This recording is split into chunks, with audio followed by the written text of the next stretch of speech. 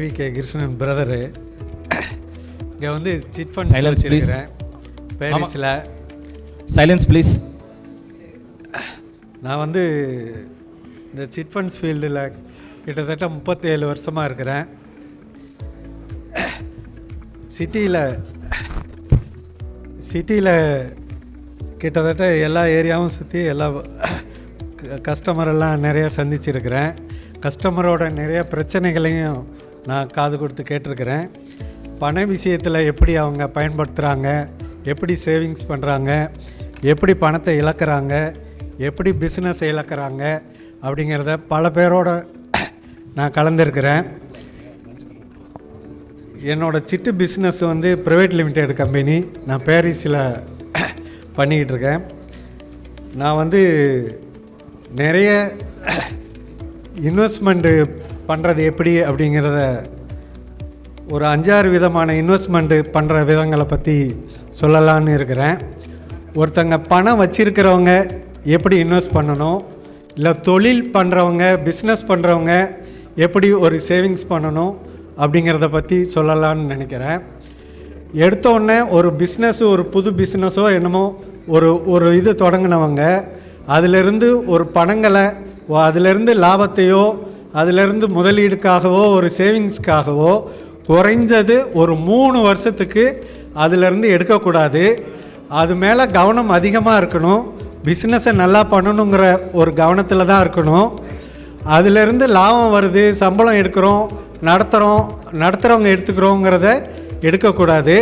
ஒரு அளவான ஒரு 3 வருஷத்துக்கு ஒரு அளவான பணத்தை மட்டும் ஒரு செலவுக்காக, குடும்ப செலவுக்காக மட்டும்தான் எடுக்கணும்.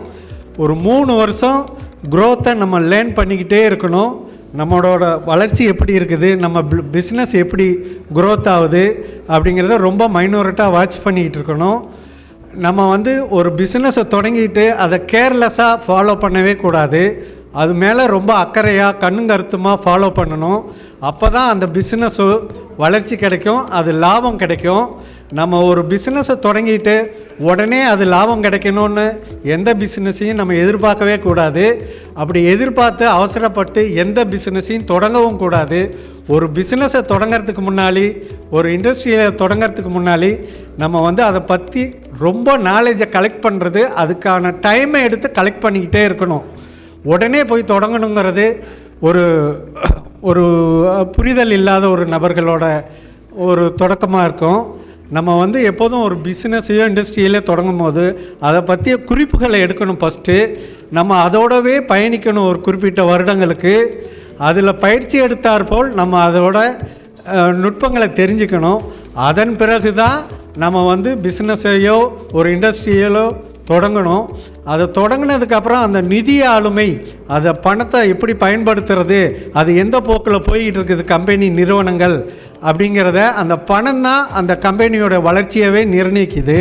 அதனால் நம்ம வந்து அந்த பணத்தை ரொம்ப மைனூரட்டாக வாட்ச் பண்ணிக்கிட்டே இருக்கணும். இது எந்த போக்கில் போய்கிட்டு இருக்குது, இது பிஸ்னஸ் வந்து அடி வாங்குதா, கீழே டவுன் ஆகுதா, இது எதனால் டவுன் ஆகுது, வளர்ச்சி ஆகுதா, இது எதனால் வளர்ச்சி ஆகுது, அபரிமிதமான வளர்ச்சி ஆகுதா, இல்லை ரொம்ப கீழே போகுதா அப்படிங்கிறதெல்லாம் ரொம்ப நுணுக்கமாக வாட்ச் பண்ணிக்கிட்டே இருக்கணும். நம்ம பணத்தை மட்டும் வாட்ச் பண்ணி தான் நகரணும். அப்போ தான் அந்த பிஸ்னஸில் ஸ்டேண்ட் பண்ண முடியும். நம்ம வந்து பணத்தை கையாளுறது ஒரு கலை. அதை வந்து யதார்த்தமாக ஒரு கடனை வாங்கிட்டோ, ஒரு பேங்கில் கடனை வாங்கிட்டோ, இல்லை ப்ரைவேட்டில் கடனை வாங்கிட்டோ நம்ம அதை வந்து முறையாக பயன்படுத்தி வளர்ந்தால் தான் வளர முடியுமோ ஒழிய, அதுக்கு டிசிப்ளின் தேவை. ஒரு இடத்துல வாங்கினோம்னா அதை வந்து கரெக்டாக ஃபாலோ பண்ணி அதை ரீபேமெண்ட் எப்படி பண்ணுறது, ஒரு பேங்கில் வாங்கினோம்னா அதை கரெக்டாக ரீபேமெண்ட் எப்படி பண்ணுறது, நமக்கு இது ரீபேமெண்ட் கெப்பாசிட்டி இருக்கா, இந்த பிஸ்னஸ்லேருந்து எவ்வளோ எடுக்க முடியும், இதுக்கான காலம் எவ்வளோ தேவை அப்படிங்கிறதெல்லாம் நல்ல புரிதல் வேணும். அந்த புரிதல் இல்லாமல் எந்த ஒரு பணத்தை கடன் வாங்குறதையோ, இல்லை ஒரு ப்ரைவேட்டில் கடன் வாங்கியோ ஒரு பிஸ்னஸை தொடங்கியோ பண்ணக்கூடாது. அதே சமயத்தில் இப்போ இது வந்து ஒரு பிஸ்னஸ்ஸு, ஒரு இண்டஸ்ட்ரியலு, இவங்களுக்கு இதை ஃபாலோ பண்ணணும். அதே சமயத்தில் நான் கையில் பணம் வச்சுருக்கிறேன், நிறைய சம்பாரிச்சிட்டேன், இதை என்ன பண்ணணும் அப்படிங்கிறவங்களுக்கு நான் வந்து ஒரு 40 வருஷத்தில் கற்றுக்கிட்டது, நிறைய பேர்கிட்ட தெரிஞ்சுக்கிட்டது என்னென்னா, நம்ம கை உள்ளங்கை தான் நம்மளோட பணம். நம்ம நிறைய பணம் வச்சுருக்க ஒரு நபர், நம்ம உள்ளங்கையில் இருக்கிற இந்த பணத்தை ஒரு 10,000 ரூபா இருக்குது, இல்லை ஒரு 10 லட்ச ரூபா இருக்குன்னா இதை 5ஆக பிரித்து இன்வெஸ்ட் பண்ணணும். 5ஆக தான் பிரித்து இன்வெஸ்ட் பண்ணணும். எடுத்தோடனே ஒரே இதில் போடக்கூடாது. பணம் சேவிங்ஸு கையில் வச்சுருக்கவங்க, மாத சம்பளம் வாங்கி கவர்மெண்ட் வேலை இல்லை மித்த இதிலேருந்து சம்பாரித்து கையில் வச்சுருக்கவங்கள பற்றி சொல்கிறேன். அவங்க எப்போதும் இதை 5ஆக இன்வெஸ்ட் பண்ணணும். அதில் சின்ன சின்னதாக பண்ணணும். பேங்கில் ஆர்டி போடலாம், எஃப்டி போடலாம், எல்ஐசியில் போடலாம், ஷேர் மார்க்கெட்டில் போடலாம், மியூச்சுவல் ஃபண்டில் போடலாம், லேண்டில் பிளாட்டில் போடலாம். இது மாதிரி பல இன்வெஸ்ட்மெண்ட்டு இது 5-6 விதமாக இருக்குது. இதை ஸ்ப்ளிட் பண்ணி தான் நம்ம எப்போதுமே இன்வெஸ்ட் பண்ணணும்.